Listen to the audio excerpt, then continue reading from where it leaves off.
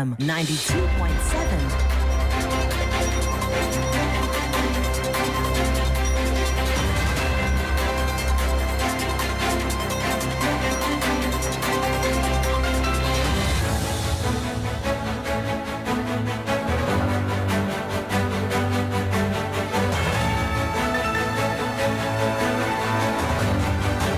Hello, good evening, welcome. This is Hot Edition. We're live from Maniyusabata, Desawe, Kanda, also live on Kesmi 107.1 in Tamale and beyond. We're live on W93.5 in Wa and beyond this evening here on Hot Edition on 3FM 92.7. A new pope has been elected as white smoke emerges from chimney of the Sistine Chapel on the second day of conclave. Who will it be? Will it be an African pope or to many also looking across the world?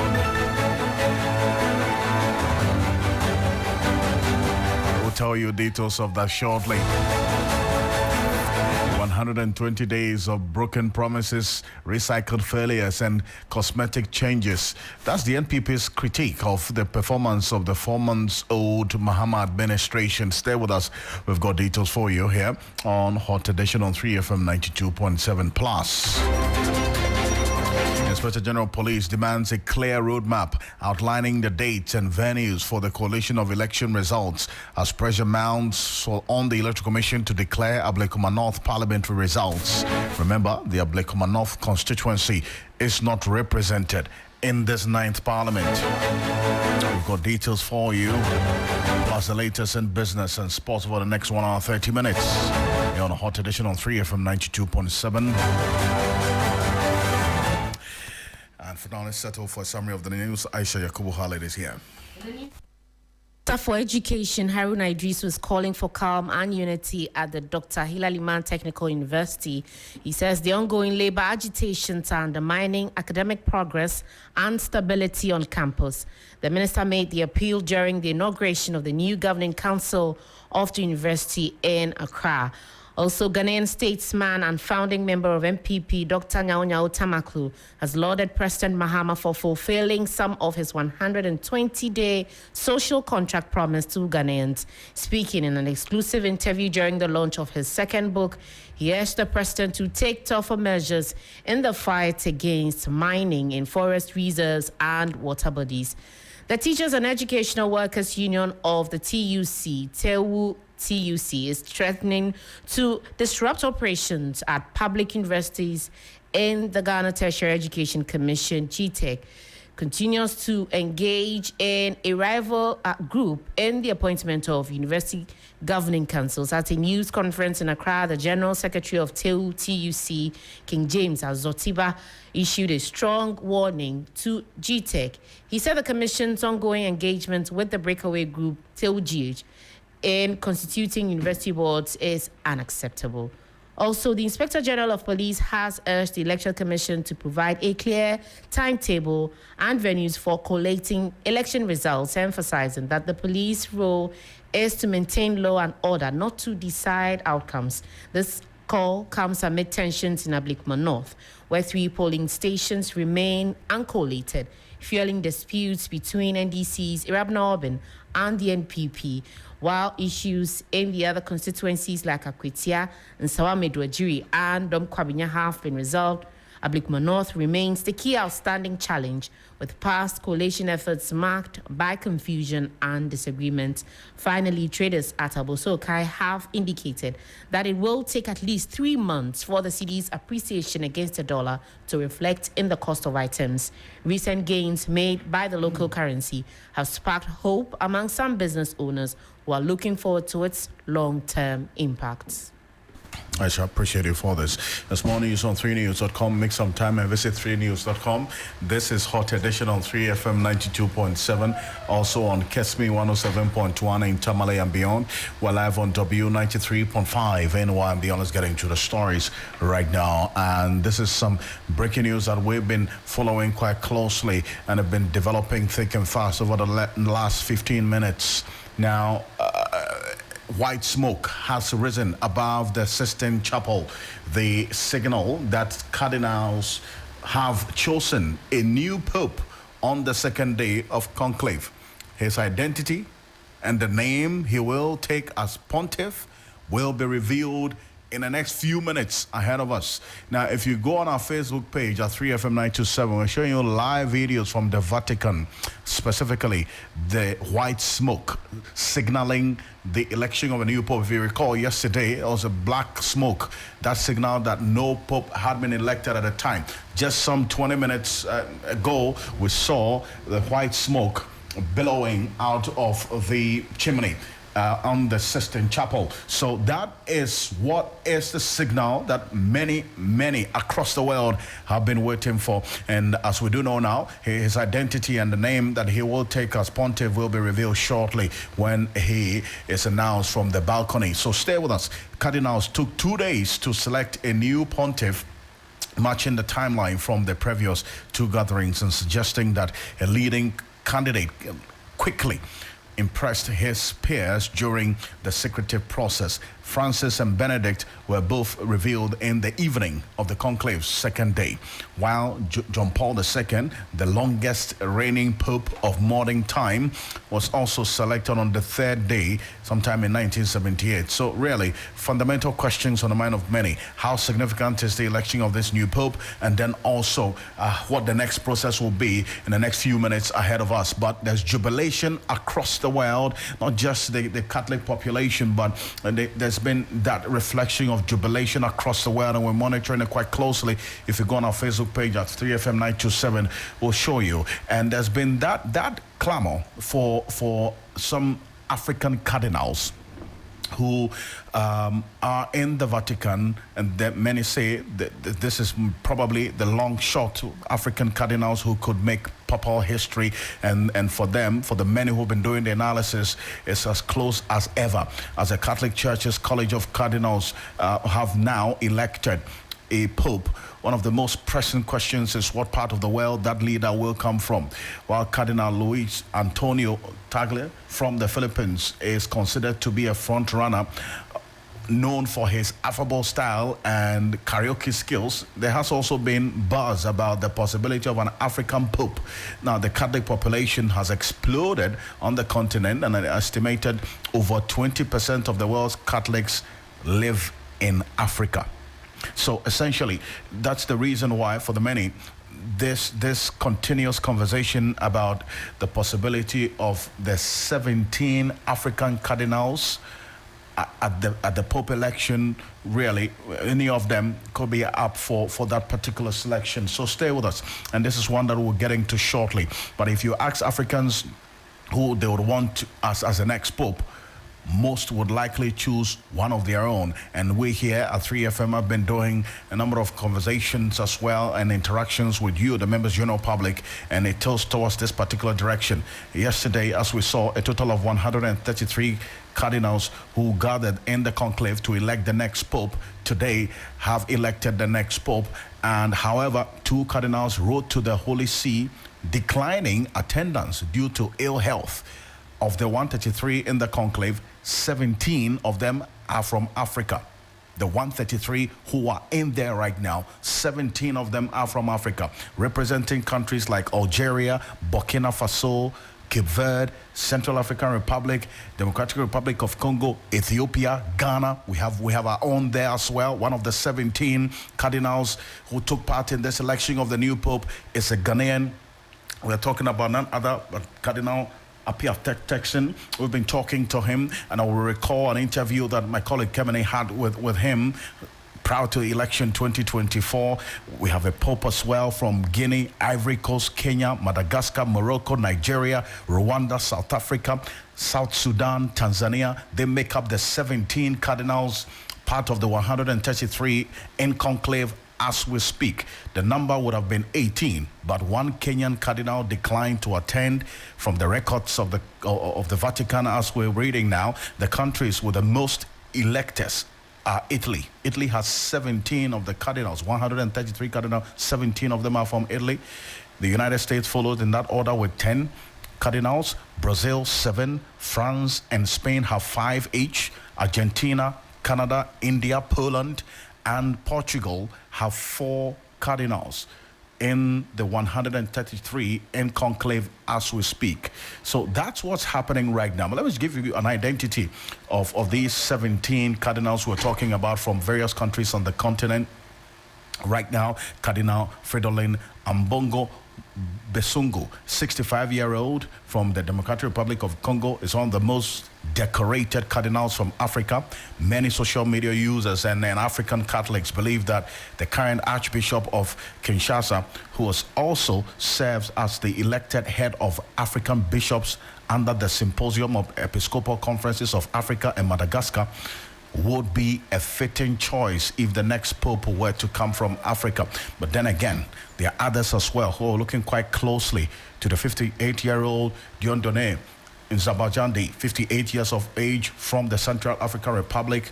Will be watching closely the ongoing process to choose the next pope. Like everyone else, he can only wait for the next few minutes ahead of us. And as we speak right now, the new pope has just appeared on the balcony right now. And this is some breaking news coming through.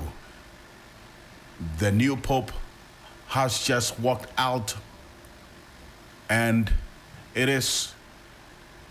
we're crossing over right now to hear the name of the new pope, and shortly we'll also have one who understands this entire process joining us on the telephone, the Most Reverend Osebonsu, immediate past president of the Ghana Catholic Bishops Conference and currently the Catholic Bishop of the Konongo Diocese in the Ashanti region, is going to be joining us. But let's cross over to the Vatican right now. Cardinal Dominique. That's the name that's coming in right now here on Hot Edition. And Cardinalem Prevost.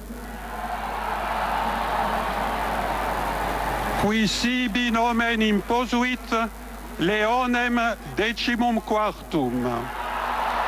It is Cardinal Dominique Nambetti who is announcing the new pope right now.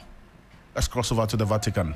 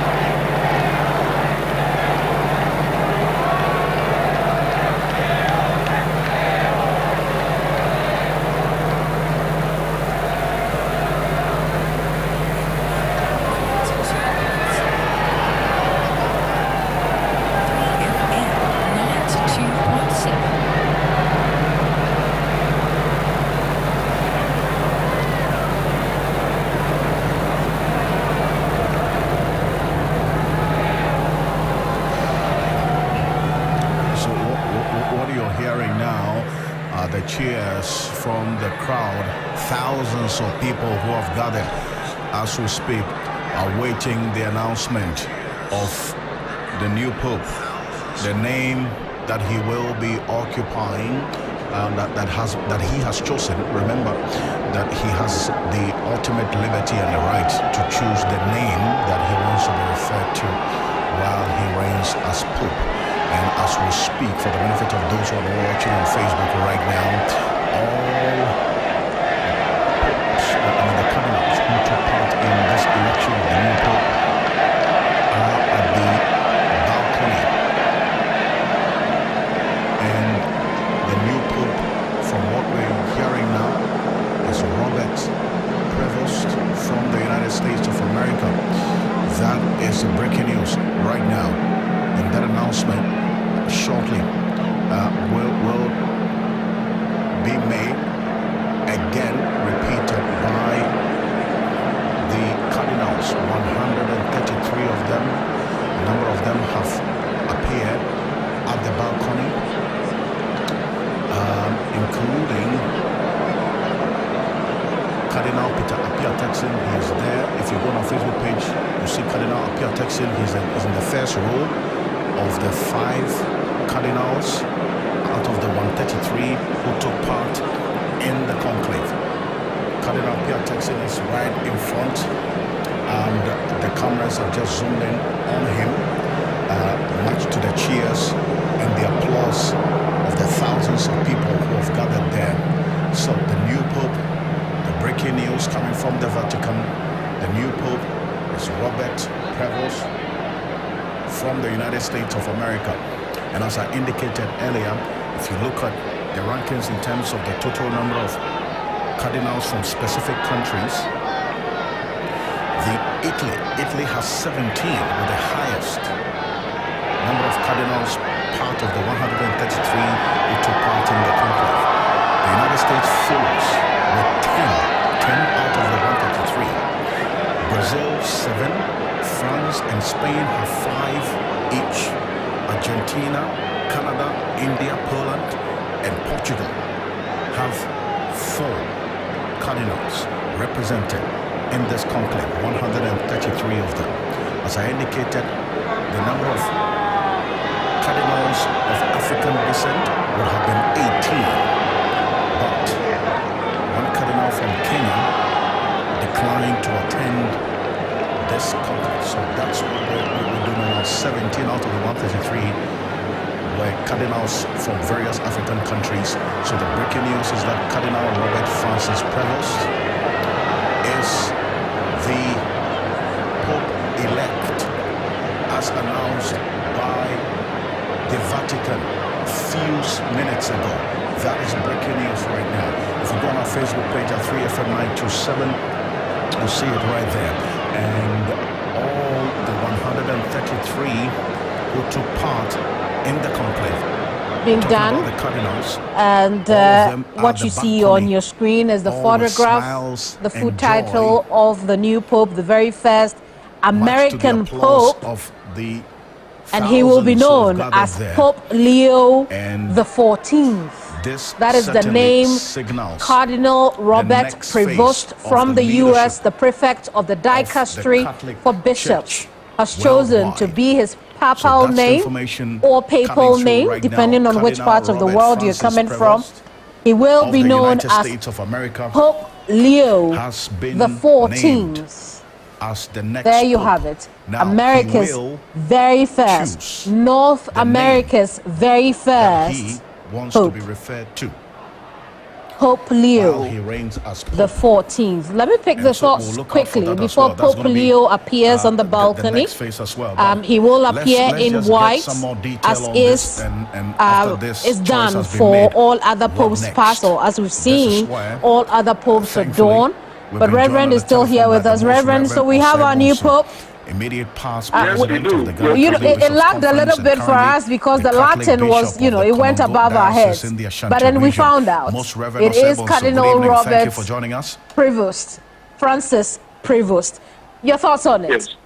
Yes. So as we have been talking about, the selection or the choice of popes is always Most Reverend Osebonsu I shortly, can but we'll also have been joined by amazing. Father Michael Kweku, Director of Governance, Justice and Peace for the Catholic Bishops Conference of the Republic of Ghana. Created the cardinal only 2 years ago. Thank you so much, Father, for joining us here on Hot Edition. American Pope, born in Chicago. Now, but because congratulations he's to in you the order as of an St. order Augustine, and the he entire worked mostly Catholic in population Peru. in Ghana and beyond. And today, as we have been talking about, is the... Wonderful. And now that we do know the identity of the new Pope, as has been announced, Cardinal Robert Francis Prevost from the United States of America, what happens after this point? Well, now that the cardinal has been announced, he will be adored. Those of you who are already watching the television, he will be adored. He will come out, and then usually will give a greeting, express his gratitude, and if he wants to, he will ask for the blessing, prayers from people, as Pope Francis did, or he could give a short message. So from now on, it's basically the outdooring, and he... At the balcony, as you indicated, he is standing at the balcony alone. A few minutes ago, we had the other cardinals who took part in the conclave, 133 of them lined up at the balcony. Now, the Pope-elect is standing at the balcony all by himself, flanked by two other cardinals as well. Now, you indicated he's going to give a speech. Normally, what we have seen in previous instances is that when the speech is given, then the name is announced. Correct? No, the name is announced first. The name is announced first. So the cardinal who came first, announces that we have a pope, and the Latin says we have a pope, and then his name is mentioned. His given name is mentioned, and then his name that he's taken for his papacy is given after. So he is called Robert Prevost, and he's taken Leo the 14th. So he would be, in terms of the succession of names, he would follow Leo the 13th, who would be the great figure in the Catholic Church for the Catholic social doctrines. So now that he's been announced, he will speak. He will speak to the whole world, Catholic and otherwise. So you just got it right there. So the name to be known, he is to be known officially, is Pope Leo the 14th. The 14th, yes. Pope Leo the 14th, and this he chose by himself. He chose this himself, yes. So every pope who is chosen has the right to choose a name, either his own Christian name, which he was baptized with, or another name that he prefers. But it always has to be Christian or that of a previous pope. And just for some education, because he is, so essentially this is going to be the 14th pope going by the name Leo? Yes. So there's Pope Leo the first, and 13 other popes before him who were called Leo. So he's the 14th pope who has taken the name Leo. That is why he's Leo the 14th. So there have been 13 other Leos before him. That is why he is the 14th. Right, and we're going to cross over shortly, and Father, if you permit me, and kindly stay a bit further, we're going to cross over shortly to the Vatican, where the Pope Leo the 14th is addressing the world right now. Okay.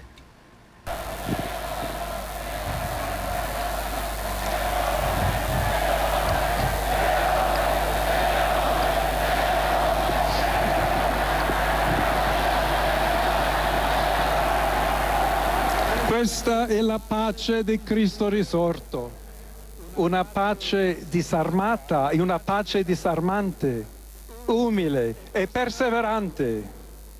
Proviene da Dio, Dio che ci ama tutti incondizionalmente. Ancora conserviamo nei nostri orecchi quella voce debole ma sempre coraggiosa di Papa Francesco che benediva a Roma.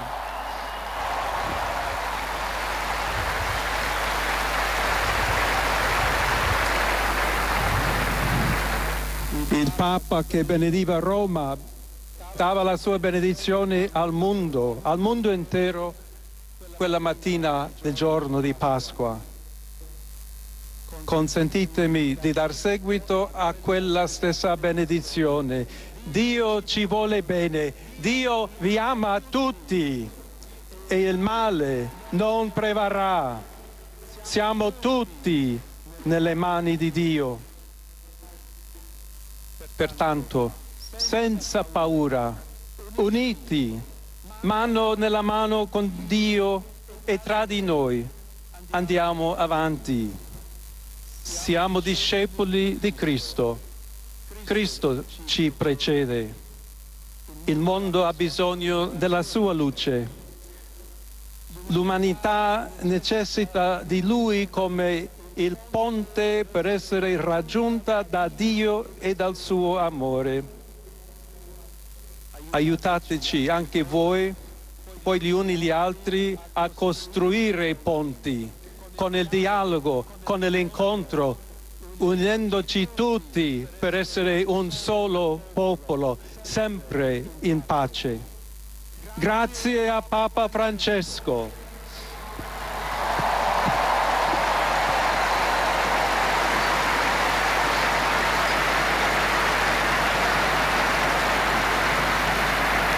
Voglio ringraziare anche tutti i confratelli cardinali che hanno scelto me per essere successore di Pietro e camminare insieme a voi come Chiesa unita, cercando sempre la pace, la giustizia, cercando sempre lavorare come uomini e donne fedeli a Gesù Cristo, senza paura, per proclamare il Vangelo, per essere missionari.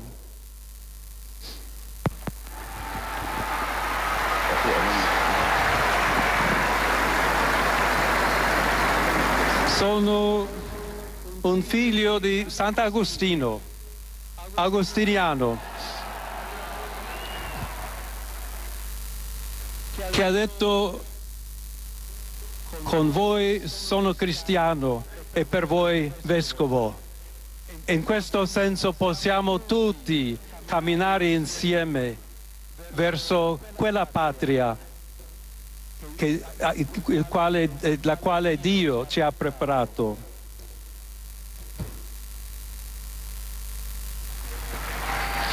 Alla Chiesa di Roma un saluto speciale.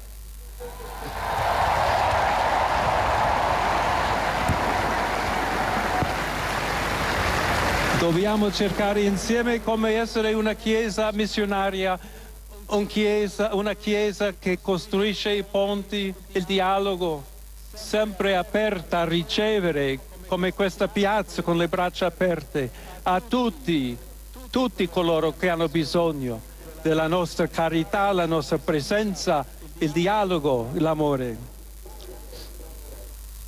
Y se me permiten también una palabra, un saludo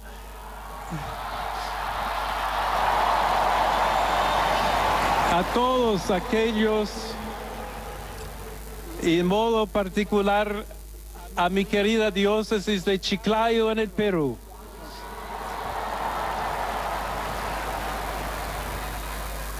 Donde un pueblo fiel ha acompañado a su obispo, ha compartido su fe y ha dado tanto para seguir siendo iglesia fiel de Jesucristo. A tutti voi, fratelli e sorelle di Roma, d'Italia, di tutto il mondo, vogliamo essere una Chiesa sinodale, una Chiesa che cammina, una Chiesa che cerca sempre la pace, cerca sempre la carità, cerca sempre di essere vicino specialmente a coloro che soffrono.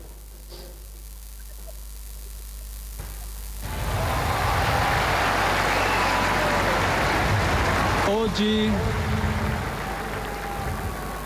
il giorno della supplica alla Madonna di Pompei.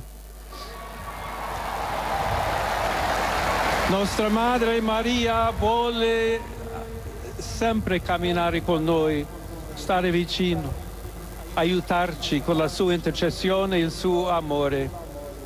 Allora vorrei pregare insieme a voi. Preghiamo insieme per questa nuova missione, però per tutta la Chiesa, per la pace nel mondo, e chiediamo questa grazia speciale di Maria, nostra Madre. Ave Maria, piena di grazia, il Signore è con te. Tu sei benedetta fra le donne e benedetto è il frutto del tuo seno, Gesù. Santa Maria, Madre di Dio, prega per noi peccatori, adesso e nell'ora della nostra morte. Amen.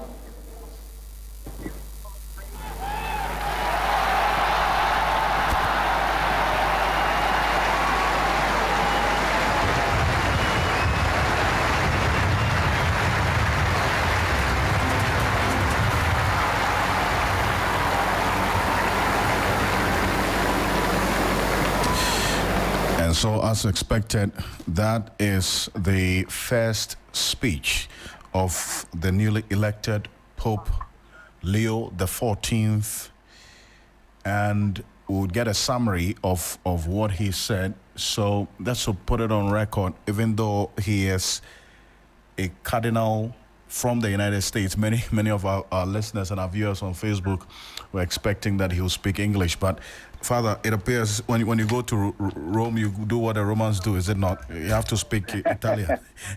So you would expect that, because of course the Pope, in addition to being the head of the Catholic Church, is the Pope, is the Bishop of Rome. So the Pope is the Bishop of Rome. So how could you possibly be the Bishop of Rome when you cannot speak the language of your people? Absolutely. So there's a reason for it, yes. But of course, he himself, before he was elevated to being the Pope, was the cardinal prefect of the dicastery of bishops. So he's been working in Rome. So he has mastery, enough of the Italian language. Well, that's pretty clear, and it's very fluent in there. But just a brief summary of what he said, which many of our listeners, don't understand, but I know you do. So just a summary of the first speech of the Pope elect. Okay. Well, the first speech basically comprised of his gratitude to God, who had deemed him worthy of this high office. He thanked his brother cardinals who also thought that he could take up the place of the see of Peter, but he also thanked his predecessor Francis for all he did for the church, but also for his blessings, especially the last one he gave on Easter Sunday before he died. He then encouraged everyone who was there to move ahead in courage and not in fear, to be disciples of our Lord Jesus Christ, missionaries, every man, every woman, every child, to go in the courage of our Lord Jesus Christ to become a missionary. But he also said that he was envisioning a church that builds bridges and to make itself available to those who need her, so that it will be a church which opens her arms to those who are most in need and those who need to hear the gospel of our Lord Jesus Christ. And then he also addressed his people in Peru, because he used to be a bishop in Peru. As an Augustinian missionary, he went there and he was made a bishop, so he spoke to them as well, thanking them for every experience he had there.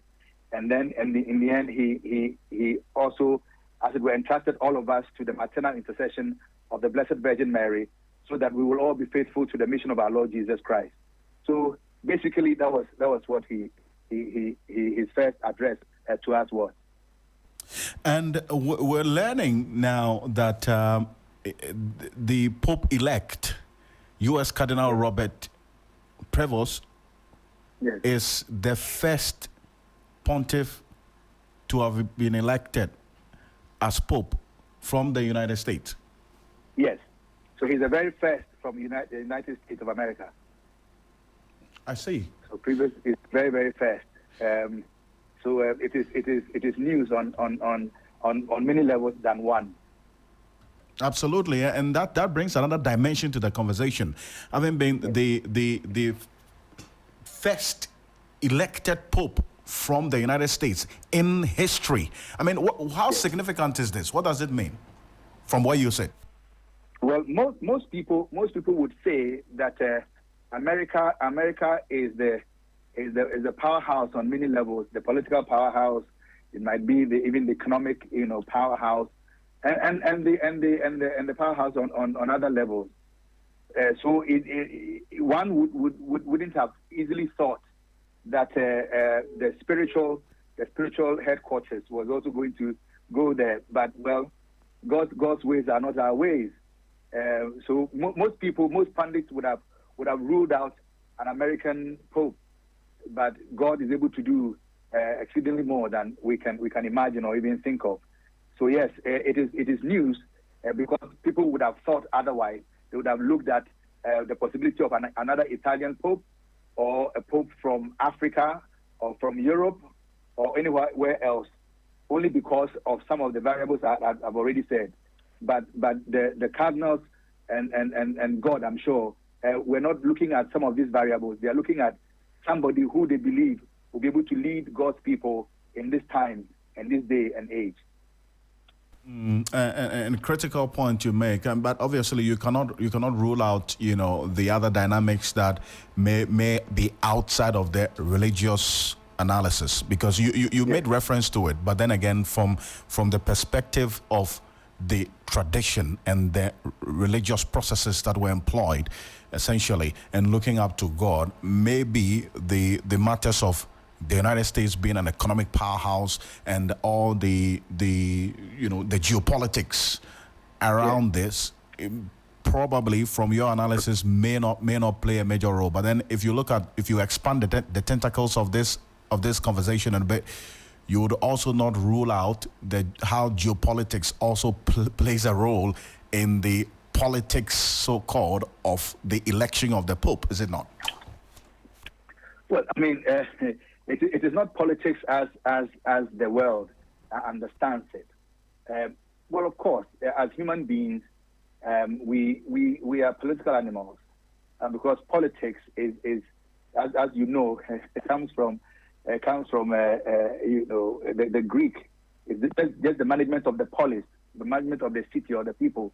So it is the management of a people, and they've come from various backgrounds. So they would have to know each other, but not in the sense of, say, lobbying just for the sake of power. That would be the difference. Here it would be knowledge of somebody who would be the most suited for this time. So that would be, if you want, the dominant variable in the minds of the electing cardinals, and not merely issues of power or dominance. So of course, definitely conversations about what the church has to be doing now, where it is going, would come. But and so who would be more suited would be in people's head, but who would be more suited not in terms of geopolitics, but who would be more suited as to somebody who, on one hand, would be a faithful the disciple of our Lord Jesus Christ, carrying out what has been revealed by our divine master in scripture and in tradition. So that should be the thinking and then the priority of the electing cardinals, and not merely issues of geopolitics. Well, but maybe finally, before I let you go, Reverend Father Michael Kwaku, the late Pope Francis was clear from the beginning of his papacy about how he wanted to lead the church for as long as he remained Pope. Is there any clear signal from the newly elected Pope, statements he's made in the past, and in that position he occupied before today, which gives you a signal of what is going to influence his leadership as Pope for the next number of years ahead? I'm sure the historians and those who are interested in such stuff will dig into his past, remote and otherwise. But from what he said today, if that is anything to go by, his vision is a missionary church. His vision is a church which is faithful to Christ. His vision is a church that builds bridges. I think that is the kind of papacy that he has, at least in his first address, giving us a picture of. So we hope that it will what he actually does or says in the days and the years to come will commensurate this initial vision. But for anyone who knows some of these matters, I think if people's disciplines, which they have studied, have anything to go by, well, he is a canon lawyer like myself, but he's also a missionary. So you would expect that as a church lawyer, he would understand the place of the law in making sure that there's both church discipline and also justice, to make sure that there's discipline within the church, but also justice within the church's various relations. So we hope that he will be a pope who is directed not only by justice, but also by mercy, because that is the God we serve. He's a God of justice, but also a God of mercy. So that he will be one who is a mature blend of justice and mercy in wanting to be a faithful disciple of our Lord Jesus Christ, bringing all of us together and following our Lord to be faithful missionaries. And I do appreciate your thoughts on this. Thank you so much. Reverend Father Michael Kwaku, Executive Director of Governance, Justice and Peace Directorate at the Ghana Bishops Conference, Catholic Bishops Conference, Ghana. Thank you so much for joining us. My pleasure. And congratulations to you once again. Let me give you the ambience at the Vatican right now. And it's all joy, not only for the Catholic community, but everyone across the world watching how things are playing out at the Vatican. If you're just joining us here on Hot Edition on 3FM 92.7, also on Kesmi 107.1 in Tamale, we're live on W93.5 in Wa and beyond. Robert Francis Prevost has been elected as the Pope for the Catholic Church worldwide with the name Pope Leo XIV. Pope Leo XIV. There's a history to this, and as our resource person, Reverend Father Michael Kwaku, just indicated, all popes, when elected, they have the liberty of choosing the name they want to be known by while they serve as the lead servant for the Catholic Church. So Pope Leo is the 14th Pope to be known by the name Leo. So we know that's why it's called Pope Leo XIV. A bit of history to the popes, the 13 other popes who took the name Leo, going back as far back as 1461. Pope Leo I, also known as Leo the Great, was Bishop of Rome from 29 September 440 until his death.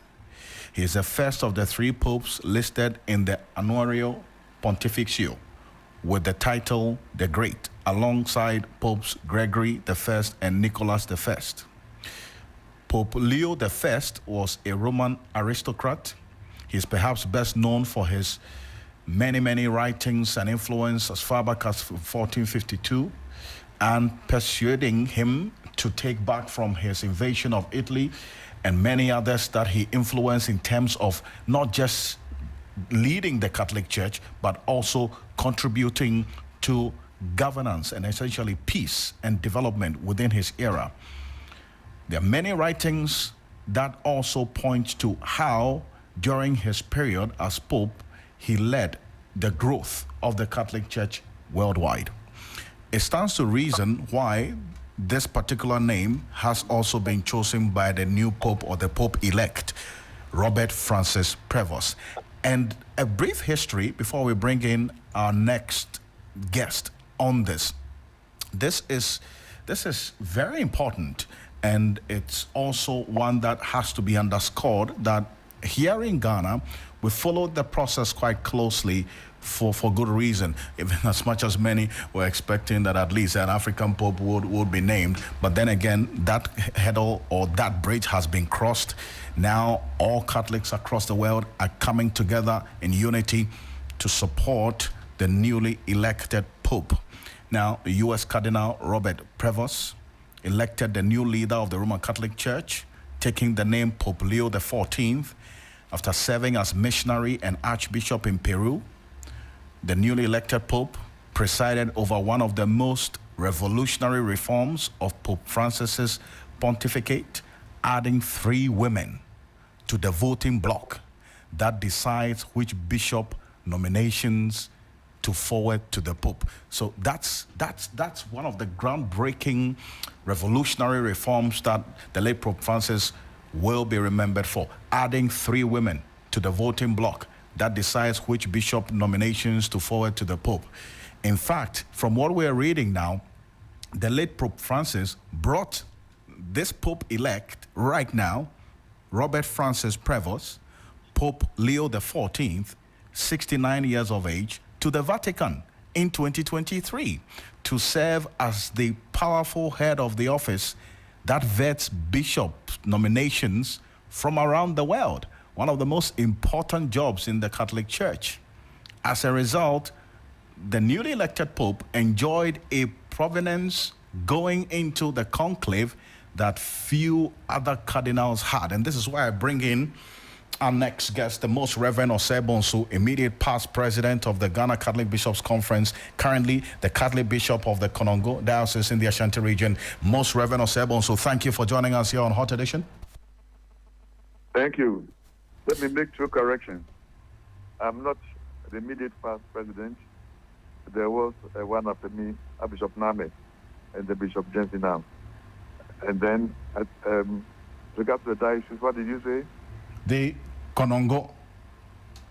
It's Konongo Mampon Diocese. Konongo Mampon Diocese. Correct. Thank you so much. Most Reverend Osebonsu, past president of the Ghana Catholic Bishops' Conference and Catholic Bishop of the Konongo Mampon Diocese. Emeritus Bishop. Emeritus Bishop. Konongo Mampon. I thank you so much. And congratulations to you and to the Catholic Church in Ghana and beyond is in order at a time like this, is it not? Okay, thank you.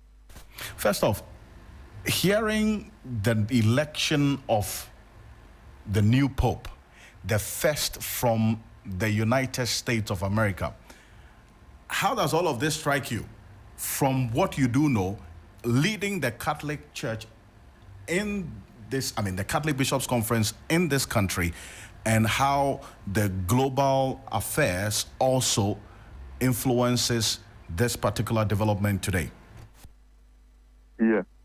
You know, the Pope is there for all Catholics, all the 1.4 billion Catholics. And so when the Pope is elected, naturally, we are all excited. He's somebody that most people may not know. But he was in charge of the dicastery where they appointed bishops for Europe and America. In Africa, I have a different dicastery. And so many of the bishops who were there would have known him because he would have processed their papers and so on. And so, but whoever is appointed, the main thing is that he does his work well.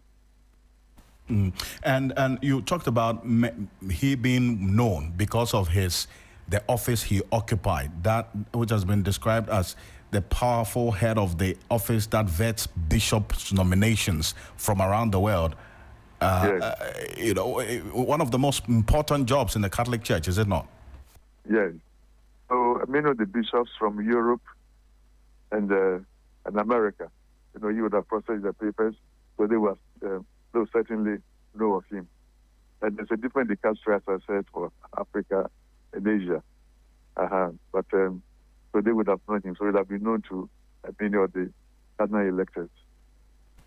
Now, there are some writings that describe one strike against him being his nationality, and there has long been some conversation about a U.S. Pope giving the geopolitical power already wielded by the United States in the secular sphere. How does that play out in things now? No, for me, that is not a big issue, because if you are Pope, you are not Pope for the U.S. You are Pope for the whole church. And of course, you wouldn't even be residing in America. You'll be in Rome. So for me, that is not an issue. It's what we do as Pope. Your relations with people, and so that's what is important. But being an American, it doesn't mean, even America is a powerful country, that's not going to influence anything. But at least based on this office he occupied before today, you would say he enjoyed some prominence going into the conclave that few other cardinals had, is it not? Yes, that one I would admit, yes. Yes. And so you'd have been known by most of the cardinals from Europe and America. And could have in any way influenced at least some favor for him? I'm sure it did. If you are going to have an election, there are so many candidates, and there's somebody you know. The tendency is that you will vote for him rather than somebody that you don't know at all. So I think that certainly would have played a part. And the late Pope Francis was, from the beginning, in fact, even before he was elected Pope, was quite clear of his papacy about how he wanted to lead the church. And knowing Pope Leo XIV in his previous capacity, would you say that from where you sit, you have some pointers as to the direction and the vision he's going to lead the church? Yes, I think so. From his choice of name, he has chosen the name Leo XIV, which means that he's looking back at his predecessor, Leo XIII. And Leo XIII was the Pope. He came out with an encyclical, Rerum Novarum, 1891, and that addressed the rights and conditions of workers, private property, socialism, and responsibilities of employers and governments. And so I'm sure that by choosing that name, you'll be following that path. Okay, so you will think about workers and private property and all that kind of thing. I see. And also for us here in Ghana, what would be, for the lack of better expression, expectations of the new Pope going forward? Well, I think we look up to a Pope who is firm on doctrine, but then also reaches out to those on the margins, those on the peripheries, like Pope Francis used to say. And so, we can be said to be on the peripheries, and so we expect that he will look out for countries like that, Ghana and other poor countries in the world. And do you expect that, and this is if there's any history to a continuity in the vision of previous popes, so that the newly elected Pope Leo XIV would also continue on the path of some of the very meaningful, far-reaching interventions of the late Pope? Is it one to expect? Is there any history of the predecessor also having his successor continue the vision that he started? Not always. certain things are basic, and so he would do them. But the choice of the name that he has adopted, that tells you that you'll be in the line of the 13 that I've said. So be concerned about workers and those who are marginalized and so on. Well, very much like Pope Francis, he spoke about people on the periphery. So I think it will be something similar. But I think his main interest will be on the 13, what he did for workers in his day. Emeritus, thank you so much for your thoughts on this, and I wish you well, and congratulations to you and the entire Catholic Church. Thank you so much. Thank you. Bye-bye. And have a good one. So there you have it, a lot more.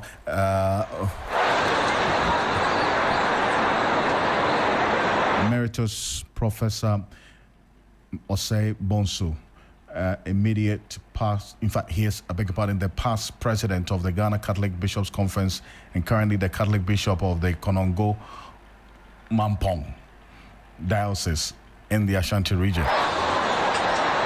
What you're hearing is a joy in the Vatican.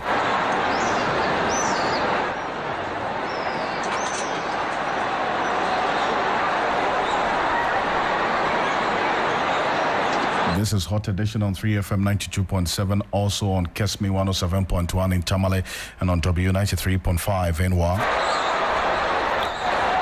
6 p.m. as the time reaches in the studio. We're back shortly with the business news after this quick break. Stay with us here on Hot Edition. We'll be back shortly.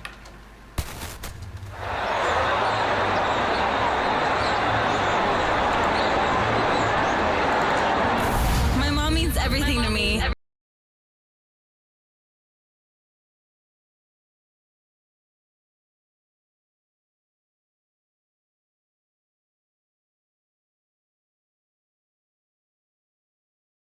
Are the beacons of our lives, guiding us through life's challenges with their selfless love, tireless dedication, and unwavering support. As we celebrate Mother's Day, TV3 and 3FM in partnership with Airport View Hotel invite you to a celebration of motherhood at Dining with Mama, happening on the 11th of May 2025 at 12 p.m. at the Avi Event Center in Airport Residential. Get carried away by live band music, a sumptuous buffet lunch, refreshing drinks, thrilling games, exciting giveaways, and amazing performances by PSA Esther, MOG Music, Max Praise, and Reynolds the Gentleman. Treat your mom like royalty and make her feel like the queen she is at the TV3 and 3FM Dining with Mama lunch event on the 11th of May at the Avi Event Center near Airport View Hotel in Airport Residential from 12 p.m. Grab your tickets now by calling or texting us on 0247 120 633 or 0532 200 927 or 0531 100.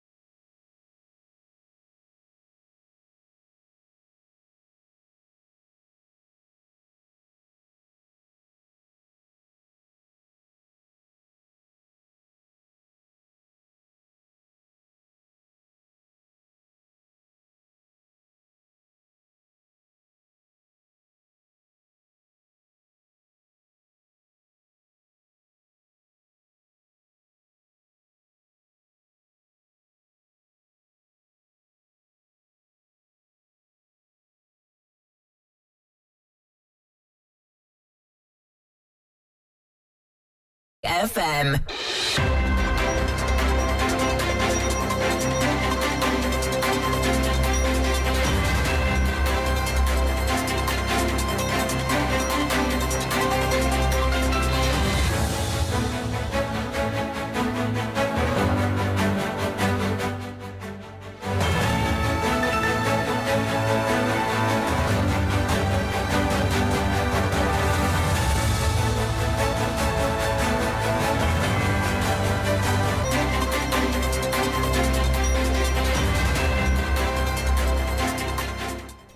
Hello, good evening, and welcome to the business segment on Hot Edition with me, Bismarck Ausa. Coming up tonight, CD emerges world's best performing currency in April after appreciating by almost 16% against the dollar amid inflation decline to 8-month low.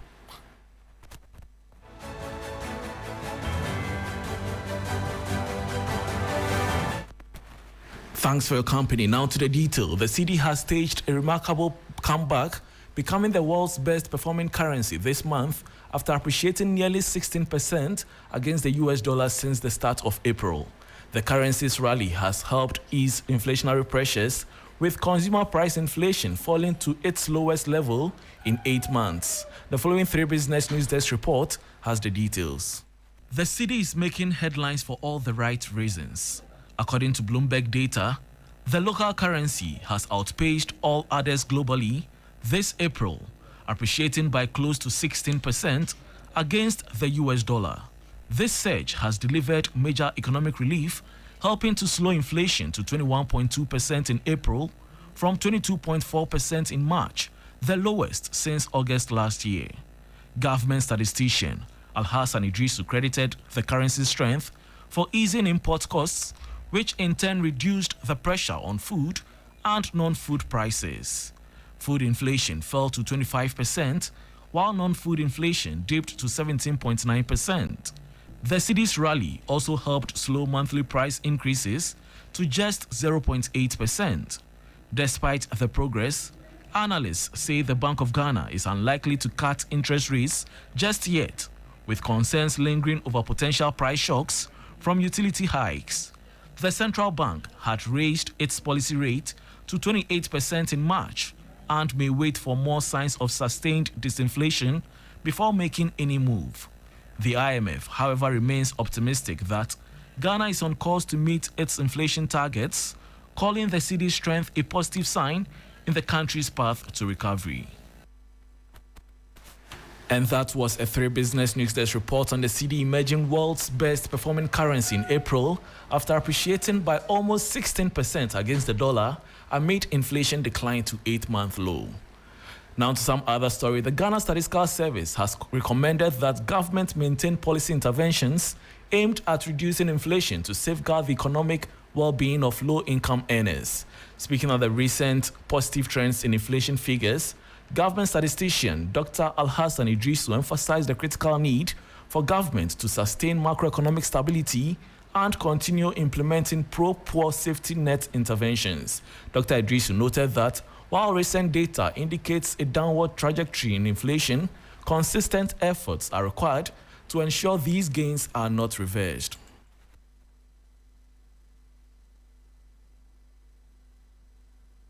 Government over the past years has strengthened its social intervention programs, including the LEAP program, the capitation grant, the school feeding program, the National Health Insurance program. And for 2025, we have seen some new social intervention programs introduced from the education sector, particularly, and also from the health sector. We are urging government to continue to enhance these social intervention programs to protect the real incomes of the poor and then the vulnerable. Yes, we are seeing some downward trends in inflation, but inflation at 21.2% is still high, and we have to do everything possible to bring it down to single-digit inflation.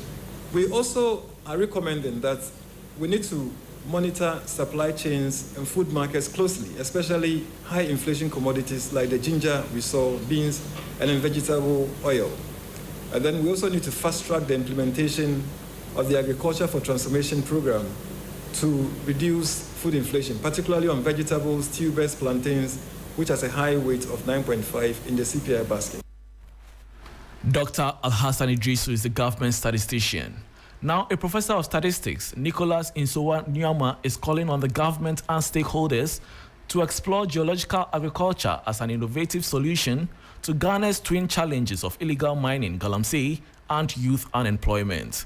Geological agriculture involves growing crops directly in crushed rocks and mineral-rich geological materials, completely eliminating the need for traditional soil all synthetic fertilizers. He was speaking at a global virtual conference on geological agriculture hosted by the Dominion University College. Why is it so important? It's important because this, you train the person already. While training the person is still working. And so by the time the training finishes, there's something, the output, and that is the crop already bearing fruits. And that is the reason why we think that government should spend some more money training people, training the youth. And it doesn't cost much. One, you don't need the land, you don't need finances. All that you need is the training. Rocks are available. And that was a professor of statistics, Nicholas Insowanyama. Meanwhile, executive chairman of the Dominion University College, Professor Felix Nikoy Hammond, criticized the continued use of chemical fertilizers and outdated methods like bush burning. Then the biggest problem when it comes to Africa and Ghana is the land tenure problems, where there are litigations everywhere. And so farmers are not able to farm because they don't have access to land because of litigation. So we need really to look at alternatives. We need really to be thinking beyond the traditional and conventional approach. And to that extent, this particular collaboration between GeoAg and Dominion University is a path out of the conventional ways of thinking. And that was executive chairman of the Dominion University College, Professor Felix Nikoy Hammond. And that will be all for the business segment on Hot Edition with me, Bismarck Ausa. For more business stories, please check out our website at streamnews.com. Thanks for your company.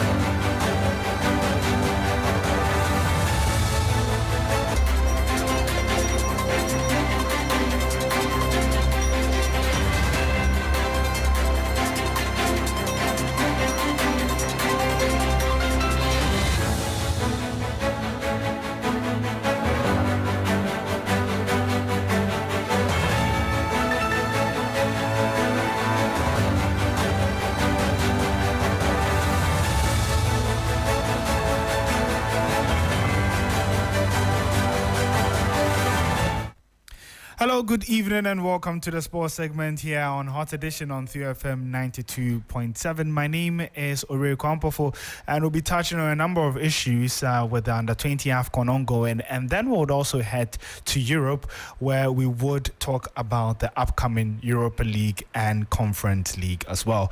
But first... That elusive goal, still working forward. Here is Opoku!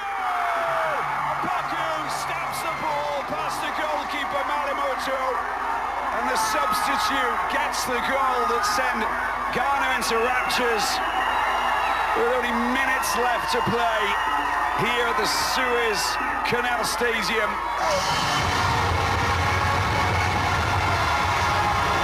He persevered. That was the goal scored by Joseph Opoku to give Ghana a much-needed victory against Central Africa in the Under-20 African Cup of Nations. The win means that Ghana top Group C with 7 points and would now face either Zambia or Tunisia in the next round of the competition. Black Satellite's Aziz Issa, who was adjudged the most valuable player in the game, has emphasized the importance of the 3 points to the Black Satellites. Thank you. It was a difficult game. It was a difficult game though, but we managed to pick the win. We knew it was going to be a tough game because they need a point to qualify. They need a win to qualify, and we also need a point. Although we have qualified, but we need a point or a win to top the group. So we know it's going to be a difficult game, but we thank God we got the win at that minute. We stay with the Black Satellites because the team faced Central Africa without key man Jerry Afriye, who has been one of Ghana's influential players under Desmond Ofei, returned to his club side CD Lugo after participating in Ghana's opening 2 games against DR Congo and Senegal. Now, as initially agreed between the Spanish tier side and the GFA, the 18-year-old striker has returned to Spain. However, head coach of the Black Satellites, Desmond Ofei, says he's expecting Afriyie to return to the team before the tournament concludes. Jerry is an incredible talent. Everybody knows what he gives the team on and off the pitch. He's a true leader, incredible guy. We knew that it was going to be quite difficult to get Jerry in the beginning of the tournament. So luckily, we were lucky to get him for 2 games. So for now, the boys know, and the boys knew as well that he was going to come and play 2 games. And after, hopefully, we'll try and get him back at the right time to come and help the team. So hopefully, we'll not miss him for too long. So we expect Jerry to join us very, very soon. But we're going to make him proud, and we're going to fight for him in his absence. So. Let's do some more here and turn our attentions to athletics, because Ghana's relay team will be participating in the upcoming World Athletics Relays, which is scheduled to take place in China. Ghana's relay team, led by Joseph Paul Amoah, Sean Safuentri, Ibrahim Foseini, Barnabas Age, and Mustafa Bokpin will be hoping to secure a spot at the World Championship when the event takes flight on Saturday and Sunday. 3 Sports will keep you posted across our social media platforms, and so you do want to follow our account at 3 Sports GH on X, Facebook, and Instagram. Meanwhile, in Europe, Manchester United are on the cusp of reaching a first Europa League final since 2016. The Red Devils, who currently lead Athletic Club 3-0 from the first leg of their semi-final, have all but secured their spot in the Europa League final despite their underwhelming domestic form. United remain the only unbeaten side in Europe this term after 13 games, winning 8 and drawing 5. Now, despite United's brilliance in Europe, head coach Ruben Amorim says the team's poor domestic form eclipses any achievement. You have to see the quotes in the moment, so things can change. And for me, in that moment, and if you look to Premier League, I think we are the worst. Since I arrived, we are the worst team in terms of the results in Premier League. That is my idea. In the end of this season, we can be the worst team in Premier League in history with a European title, so we will not change nothing.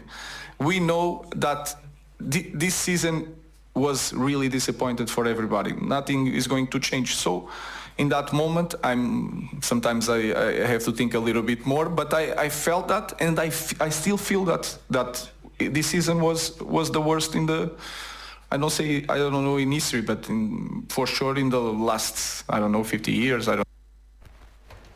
Finally, before we go, Aaron Wan-Bissaka has been selected to join Democratic Republic of Congo, the national team, for the upcoming international friendlies in June.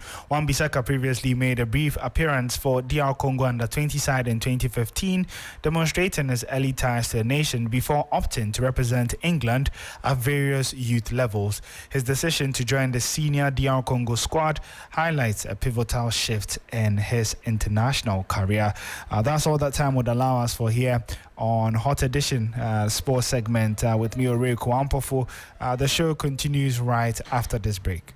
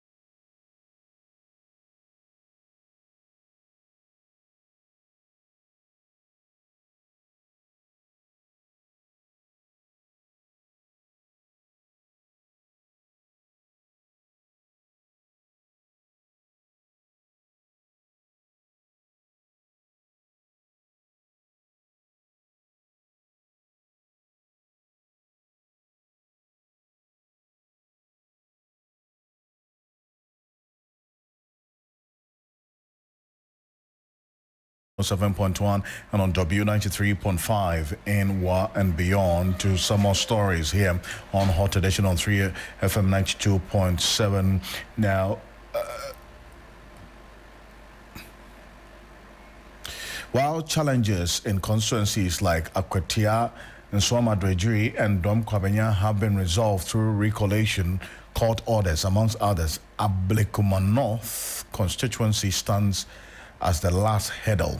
Inspector General of Police is demanding on the Electoral Commission to provide a clear roadmap outlining the dates and venues for the collation of election results, stressing that the police will not in any way be arbiters of election outcomes, but only enforcers of the law and order. His remarks were made during a meeting with the National Election Security Task Force, and concerns over the collation process in the Ablekuma North constituency was raised. In the case of Ablekuma North, 3 more polling stations remain to be collated, a delay that has raised tensions between supporters of the NDC's Irabana Obin and also the NPP. Now, previous collation attempts have been marred by confusion and disagreements. Here's the IGP on the next phase of Ablekuma North constituency results collation. The eyes of the nation and indeed the world are upon us to see how we manage this situation. Our task is both singular and profound to ensure that the collation process is conducted in peace, fairness, and full compliance with the law. We as security agencies are not arbiters of election results. That responsibility lies solely with the Electoral Commission. We have to secure the environment within which the truth is determined, not to decide the outcome of ourselves. I would urge the EC to provide the National Election Security Task Force with a roadmap with respect to date and place for the finalization of the collation. Colleagues, history often reflects on nations tested by pivotal moments. This is such a moment. The way we handle the situation in Ablekuma North will resonate across the country. It will set the tone not only for this election, but also for public confidence in the years to come. Let us secure not just ballot boxes, but also believe in the system. Let us protect not just physical lives, but the spirit of democracy. Let us stand firm, not in confrontation, but in conviction. Ghana deserves nothing less. Thank you, and may wisdom guide us throughout this process. The eyes of the nation and indeed the world are upon us to see how we manage this situation. History often reflects on nations tested by pivotal moments. This is such a moment. The way we handle the situation in Ablekuma North will resonate across the country. As the IGP there, Samuel Tete is Deputy Chair of the Electoral Commission in charge of operations, also shared his thoughts about the proposal and the demand by the Ghana Police Service of a roadmap from the Electoral Commission. On the 7th of December, we all went to the polls. Results were declared. Unfortunately, 12 constituencies were outstanding. However, the commission was able to conclude the collation processes for 11 out of the outstanding 12 constituencies. There have been various attempts to conclude the Ablekuma North parliamentary constituency, which is the one outstanding. Like the Inspector General of Police said, we've had a series of engagements with the police service to give the commission adequate security to enable the commission conclude the collation process for the Ablekuma North constituency. In our latest letter to the IGP and the National Election Security Task Force, a meeting has been scheduled for today for us to discuss the roadmap, as the IGP rightly said, to enable the commission conclude the collation of the Ablekuma constituency. We hope that as a commission, as we engage each other over here, we will actually have solutions to the challenges that we've actually had so far as the conclusion of the Ablekuma collation process is concerned. That's Samuel Tete, Deputy Director, that's Electoral Commissioner in charge of operations for the Electoral Commission. So live here on Hot Edition on 3FM 92.7. Now, it's been 120 days that President John Dramani Mahama has been in office. For the MPP, they say it's one of broken promises, recycled failure, and cosmetic changes. That's the MPP's verdict. At a news conference in Accra, the party's parliamentary caucus criticized President Mahama's 120-day performance report, accusing him of abandoning the bold reformist agenda he promised during his campaign and instead delivering what they describe as a recycled failure. But first, let's take a listen to the president, specifically on the fight against corruption and what he's going to do next with respect to the investigations into the National Cathedral project. A cornerstone of our commitment to good governance and accountability is tackling corruption and eliminating waste. I promise to initiate inquiries and forensic audits into several critical matters of public interest. This war against corruption continues unabated. The Minister for Health is reviewing the Auditor General's report on the COVID-19 expenditures. After the review, the appropriate actions will be taken. The Sputnik V scandal is under investigation. The Minister for Finance has launched an inquiry into the collapse of indigenous banks and financial institutions. And make no mistakes, facts will be unearthed, culprits will be punished, and lessons will be learned. The Minister for Energy and Green Transition has commenced investigations into the PDS scandal. Deloitte & Touche is conducting an independent audit of the National Cathedral project. I expect their report by the end of this month. A number of officials have been invited and questioned concerning the 13th African Games. On April 30th, 2025, the Attorney General filed 11 charges against a former National Signals Bureau Director General and others for various offenses. Charges will also be filed in the Accra SkyTrain and the National Service Ghost Name scandals. That's the president there. But for Alexander Apenyomakin, who addressed the press, he dismissed the achievements as cosmetic, arguing that they failed to address Ghana's deep-rooted challenges, such as economic hardship, mass unemployment, and stalled governance reforms.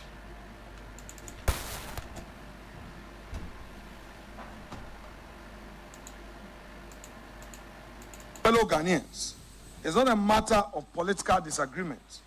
It is a matter of deliberate national deception. And as you are well aware, this is not just a speech. It is a call to remembrance and resistance. It is a forensic audit of the presidency that campaigned with the agency of a reformer, but now governs with the indifference of a ruler long exhausted by ideas. I dare say that the lame dark days of President John Dramani Mahama has already started. Today, let it be said plainly to every Ghanaian, you were not given a reset, you were sold a recycled failure, and now the clock has run out. Accountability must take center stage. Unreliable power supply, what I call Doomsday Pro Max, is unfolding. Leadership is action, not endless lamentation and blame game. Mr. President, NDC government, bring back our lights. You were not elected to lament. You were elected to do the work and fix the lights and fix the problem. You promised in your SONA that you were going to fix the problem. You are not fixing the problems, fix the problems. The rivers continue to run red. The forests are gashed open.